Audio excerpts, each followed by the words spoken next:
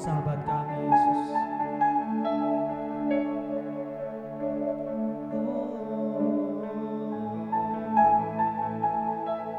Terima kasih Tuhan.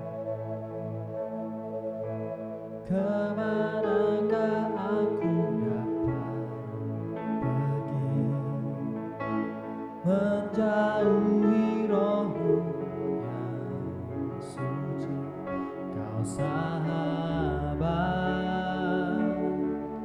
oh, dan Kau dekat.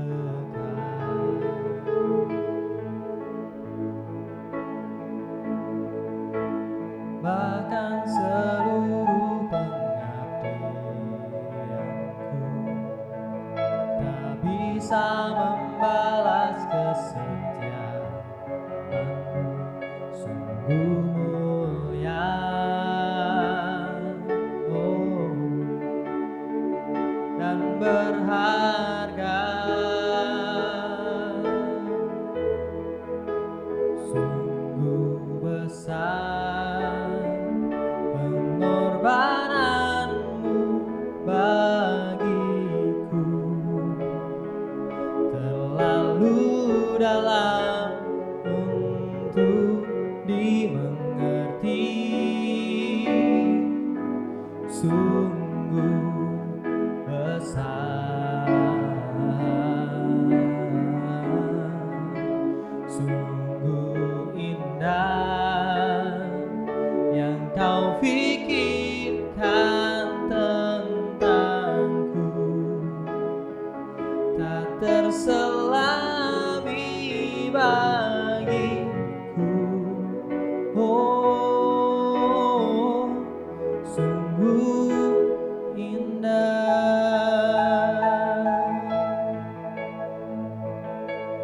oh, kami bangga punya Kau Tuhan.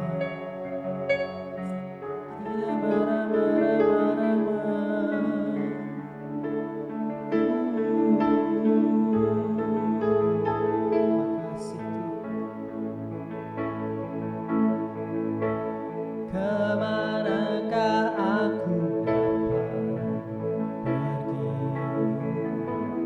menjauhi roh-Mu yang suci, Kau sahabat,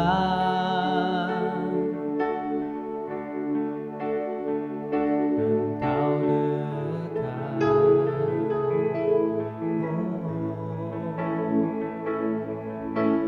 bahkan seluruh pengabdianku tak bisa membalas kesetiaan-Mu, sungguh mulia,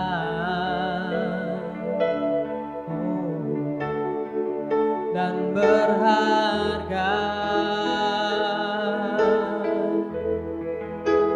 sungguh besar pengorbanan-Mu bagiku, terlalu dalam untuk dimengerti, sungguh besar, sungguh indah yang Kau pikirkan tentangku, tak terselami bagiku, oh, sungguh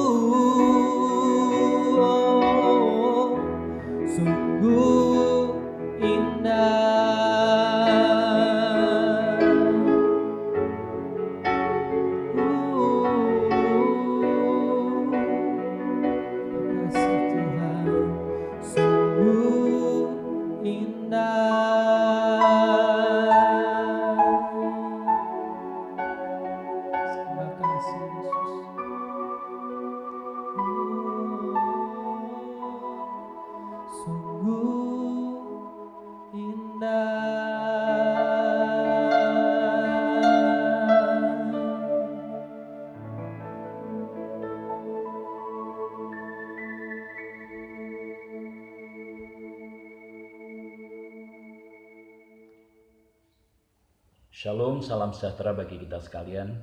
Bersyukur kita bisa berjumpa kembali dalam ibadah disertai dengan perjamuan kudus. Para pahlawan dikenang karena mereka memiliki keberanian dalam menghadapi musuh atau para penjajah. Pesepak bola dikenang karena mereka bisa menciptakan gol-gol yang spektakuler. Bagaimana kita bisa menjadi jemaat yang selalu dikenang di hadapan Allah? Rasul Paulus menyampaikan melalui suratannya dalam 1 Tesalonika pasal 1 ayat yang ketiga. 1 Tesalonika pasal 1 ayat yang ketiga yang berkata demikian. Sebab kami selalu mengingat pekerjaan imanmu, usaha kasihmu, dan ketekunan pengharapanmu kepada Tuhan kita, Yesus Kristus, di hadapan Allah dan Bapa kita. Saya baca ulang. Sebab kami selalu mengingat pekerjaan imanmu, usaha kasihmu, dan ketekunan pengharapanmu kepada Tuhan kita Yesus Kristus di hadapan Allah dan Bapa kita. Ada tindakan yang harus dilakukan oleh umat Tuhan agar kita bisa dikenang di hadapan Allah Bapa. Tindakan yang pertama yaitu kita harus menjadi jemaat yang memiliki pekerjaan iman. Jemaat yang memiliki pekerjaan iman. Kita sebagai orang-orang percaya adalah orang-orang beriman. Namun tidak sedikit orang-orang yang percaya, orang-orang beriman tetapi tidak memiliki pekerjaan iman. Jemaat di Tesalonika adalah jemaat yang memiliki pekerjaan iman, yaitu ketika mereka dianiaya, mereka mengalami kesesakan, mereka tetap setia di dalam mengiring Tuhan. Itu yang disebut sebagai pekerjaan iman. Alkitab menceritakan ada banyak tokoh-tokoh di dalam Alkitab yang memiliki pekerjaan iman. Dalam Ibrani 11 ayat 17, Abraham salah satu contohnya. Dia memiliki pekerjaan iman, yaitu dengan mempersembahkan Ishak, anaknya, untuk dikorbankan. Tidak gampang untuk melakukan hal ini. Kalau dia tidak memiliki iman, maka dia tidak akan lakukan itu. Jadi Abraham memiliki pekerjaan iman, dan dia dikenang di hadapan Allah. Rahab, seorang wanita sundal dari Yeriko, dia juga dikenang karena keberaniannya untuk menerima pasukan Israel yang mengintai negeri itu. Kalau dia ditangkap, dia bisa dijebloskan di penjara, mungkin dipenggal kepalanya. Tetapi tindakan imannya itu membuat dia dikenang di hadapan Tuhan. Bapak, Ibu, Saudara terkasih dalam Tuhan Yesus Kristus, inilah yang harus kita lakukan di dalam hidup ini, yaitu jadilah orang-orang Kristen yang memiliki tindakan iman. Dengan memiliki tindakan iman, kita akan menjadi orang-orang yang dikenang di hadapan Allah Bapa. Hal yang kedua yang Rasul Paulus sampaikan sesuai dengan apa yang dituliskan dalam 1 Tesalonika 1 ayat yang ketiga, yaitu kita harus menjadi jemaat yang memiliki usaha kasih. Kita harus menjadi jemaat yang memiliki usaha kasih. Dilihat dari bahasa aslinya, usaha kasih ini berbicara tentang satu pengorbanan yang tidak habis-habisnya karena kasih. Perjamuan kudus yang kita lakukan setiap bulan satu kali adalah mengenang keteladanan kasih dari Tuhan Yesus Kristus yang berjuang sampai dia mati di atas kayu salib, menanggung dosa-dosa kita umat manusia. Alkitab juga mencatat tentang seorang wanita yang habis-habisan untuk menyatakan kasihnya kepada Tuhan Yesus Kristus sebelum Tuhan Yesus disalibkan. Dia mencurahkan minyak narwastu yang mahal harganya dan oleh murid-murid disebut sebagai pemborosan, dan tidak sedikit murid-murid yang memarahi dia. Tetapi kalau kita membaca dalam Markus pasal 6 ayat 6 dan ayat yang ke-9, justru di situ Tuhan Yesus memuji dia, memarahi murid-murid yang menyusahkan wanita ini.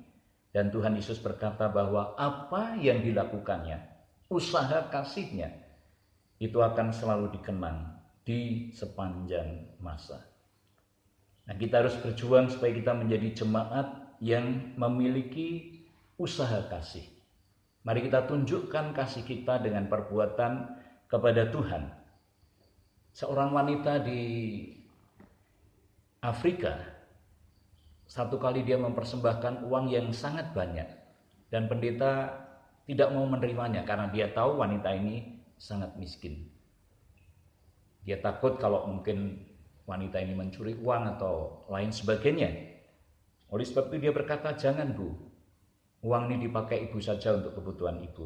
Tetapi wanita itu dia berkata, "Tidak Pak Pendeta, ini memang uang yang saya persembahkan untuk Tuhan karena saya mengasihi Tuhan." Pendeta tanya kemudian, "Dari mana uang didapat?" Dan kemudian wanita itu berkata, "Saya menjual diri saya supaya saya bisa mempersembahkan yang terbaik kepada Tuhan." Satu pengorbanan kasih yang terus akan dikenang untuk menjadi jemaat yang selalu dikenang di hadapan Allah Bapa. Poin yang ketiga yang Rasul Paulus ajarkan, yaitu kita harus memiliki ketekunan pengharapan. Apapun yang terjadi seperti yang dialami jemaat Tesalonika, aniaya, penderitaan, mereka tetap setia mengiring Tuhan, bertekun sampai akhir. Seperti yang dituliskan dalam 2 Timotius pasal yang kedua, ayat yang ke-12. Jika kita bertekun, kita akan memerintah bersama-sama dengan Tuhan Yesus. Ada janji yang besar bagi orang-orang yang tekun di dalam mengiring Tuhan, yaitu memerintah bersama dengan Kristus di dalam kerajaan Allah. Inilah firman Tuhan yang diajarkan pada kita saat ini. Biarlah kita menjadi jemaat yang selalu dikenang di hadapan Tuhan, yaitu dengan kita berjuang untuk memiliki pekerjaan iman, memiliki usaha kasih, dan memiliki ketekunan pengharapan. Amin. Tuhan memberkati. Mari kita berdoa. Bapa, dalam nama Tuhan Yesus, terima kasih untuk kebenaran firman-Mu yang Kau sampaikan melalui surat 1 Tesalonika 1 ayat yang ketiga. Bagaimana kami bisa menjadi jemaat yang selalu dikenang di hadapan Allah Bapa, yaitu kami harus menjadi jemaat yang memiliki pekerjaan iman, menjadi jemaat yang memiliki usaha kasih, menjadi jemaat yang memiliki ketekunan pengharapan. Roh Kudus, Engkau yang menolong kami, memampukan kami untuk kami bisa melakukan hal-hal yang Kau pesankan ini, sehingga setiap kami yang mendengar firman-Mu akan menjadi jemaat yang selalu dikenang di hadapan Allah Bapa di sorga. Karena kami memiliki pekerjaan iman, usaha kasih, dan ketekunan di dalam pengharapan. Tumpangkan tangan-Mu dan berkati kami sekalian.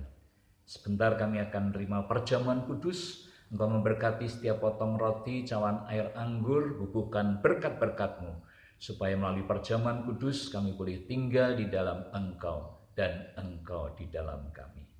Dalam nama Tuhan Yesus Kristus, kami berdoa dan mengucap syukur. Haleluya.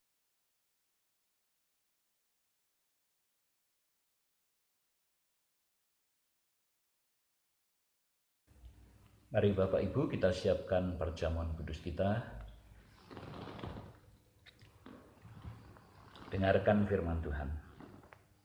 Sebab apa yang telah kuteruskan kepadamu telah aku terima dari Tuhan, yaitu bahwa Tuhan Yesus pada waktu ia diserahkan mengambil roti, dan sesudah itu ia mengucap syukur atasnya. Ia memecah-mecahkannya dan berkata, inilah tubuhku yang diserahkan bagi kamu, perbuatlah ini menjadi peringatan akan daku. Roti yang kami mohon berkat ke atasnya, bukankah ia ini persekutuan di dalam tubuhnya Tuhan Yesus Kristus? Yang percaya katakan, amin. Dalam nama Tuhan Yesus kita makan sama-sama.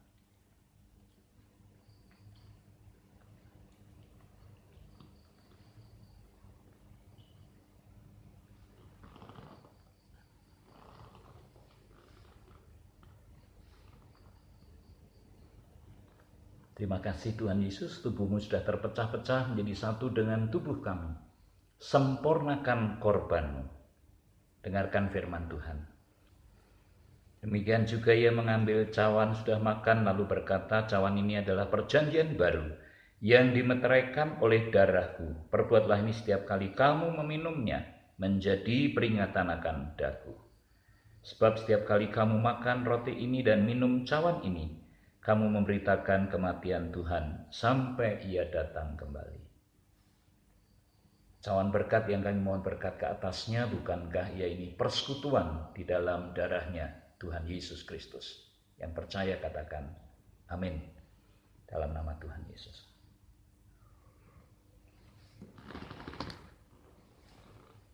Terima kasih Tuhan Yesus. Tubuh dan darahmu sudah menjadi satu dengan kami. Engkau tinggal di dalam kami di dalam Engkau. Dan Engkau menghidupi kami sampai akhir zaman. Terima kasih, berkati kami sekalian yang sudah beribadah dalam ibadah perjamuan kudus saat ini. Berkati bangsa negara kami Indonesia, di tengah-tengah kesulitan Tuhan tetap berkuasa atas Indonesia. Hikmat kebijaksanaan menyertai para pemimpin bangsa. Tuhan memberikan kelepasan dari virus corona ini. Terima kasih Bapa, terima kasih. Kasih karunia, anugerah damai sejahtera dari sorga, dari Allah Bapa di sorga. Kasih sayang Sang Putra Tuhan Yesus Kristus dalam persekutuan Roh Kudus menyertai kami semua sekarang sampai selama-lamanya. Dalam nama Tuhan Yesus Kristus kami berdoa dan mengucap syukur. Haleluya. Amin.